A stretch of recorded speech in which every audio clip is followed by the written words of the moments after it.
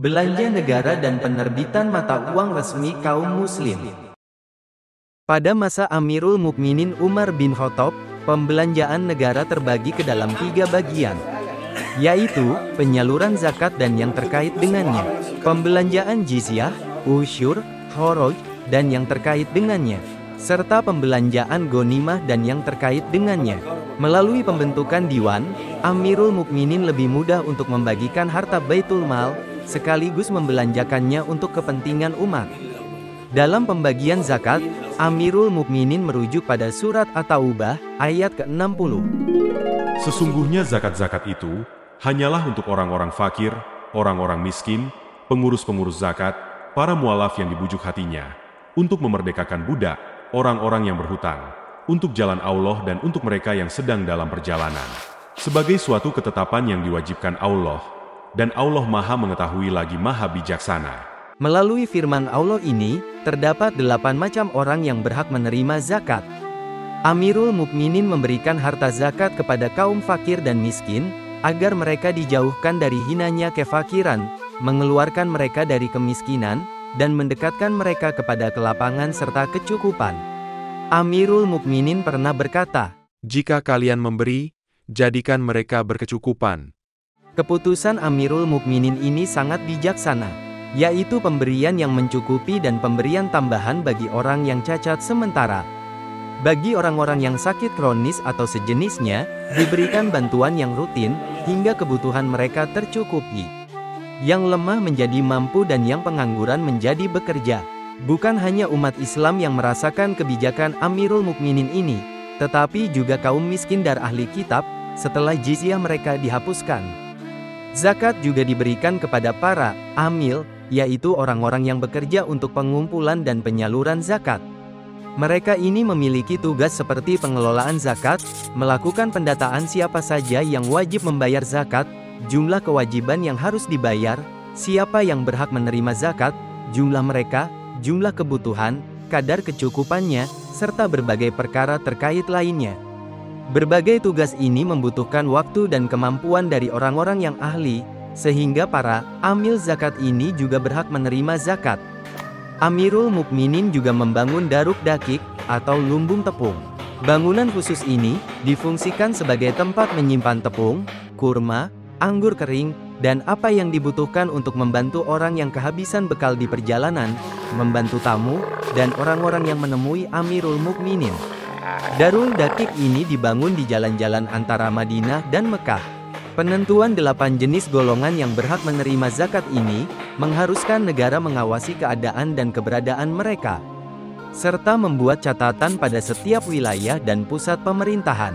Zakat memiliki diwan khusus di kantor pemerintahan, yang memiliki cabang pada setiap wilayah administrasi kekhalifahan, memperhatikan 8 golongan yang telah disebutkan dalam firman Allah.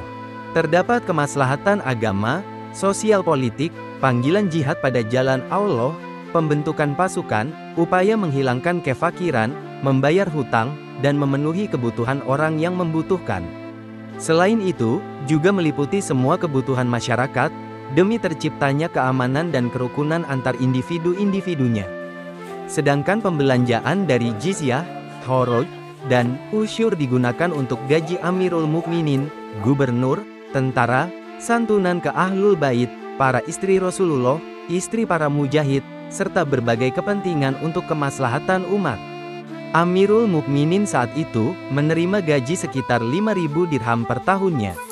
Riwayat lain menyebut gaji Amirul Mukminin adalah 6.000 dirham per tahun. Para istri Rasulullah mendapatkan santunan sebesar 10.000 dirham per tahun, kecuali Juwairiyah, Sofiyah, dan Maimunah. Jumlah santunan para istri Rasulullah akhirnya disamakan setelah adanya permintaan dari Aisyah.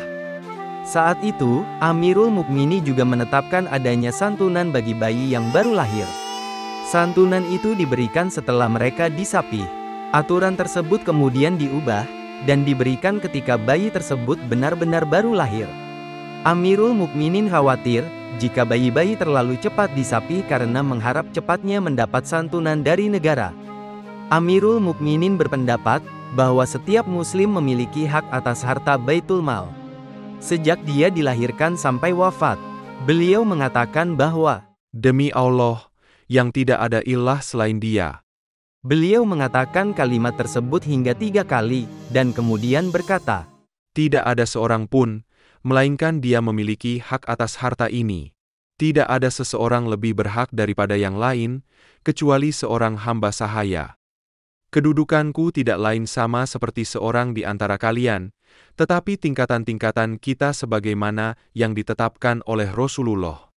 Urutannya adalah yang paling banyak cobaannya dalam Islam, kemudian orang yang terlebih dahulu masuk Islam, kemudian orang yang lebih banyak manfaatnya dalam Islam, kemudian orang yang membutuhkan.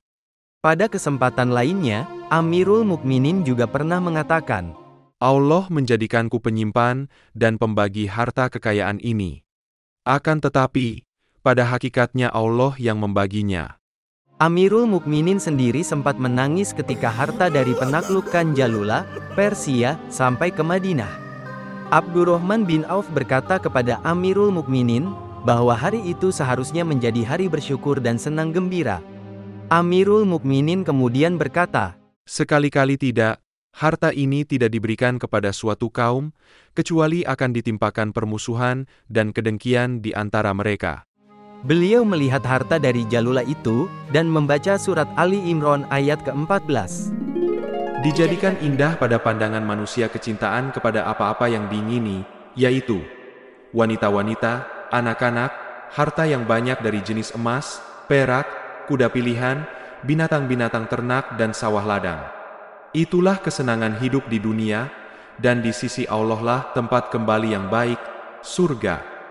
Setelah membaca firman Allah itu, Amirul Mukminin selanjutnya berkata, Ya Allah, kami tidak bisa, kecuali senang dengan apa yang Engkau jadikan indah bagi kami.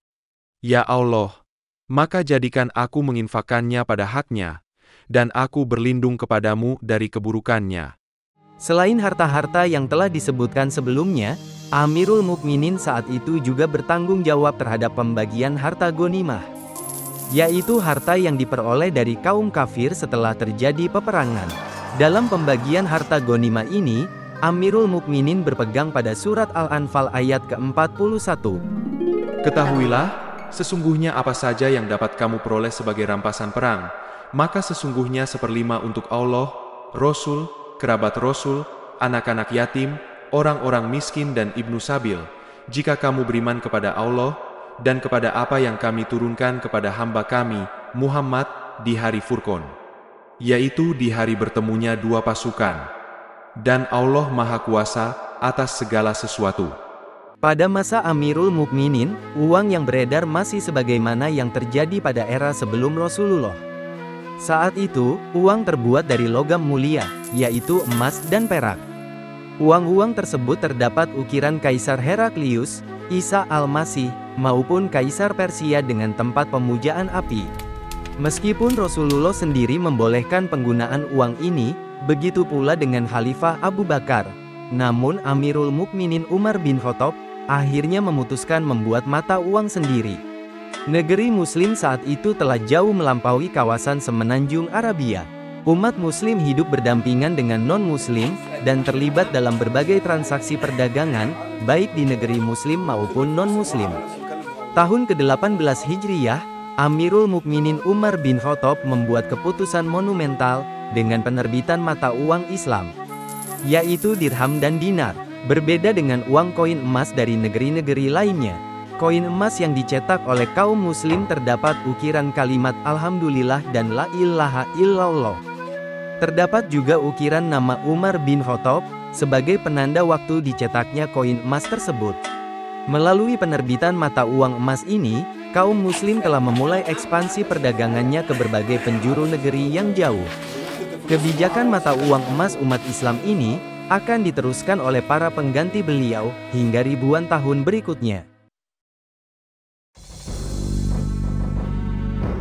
Penulis naskah Abdullah Hasan, ilustrator Didik Sunardi, pengisi suara Hilmi, musik Agusti M, editor Sultan, produser Haidar Ahmad Furqoni, diproduksi oleh Kastari Sentra Media.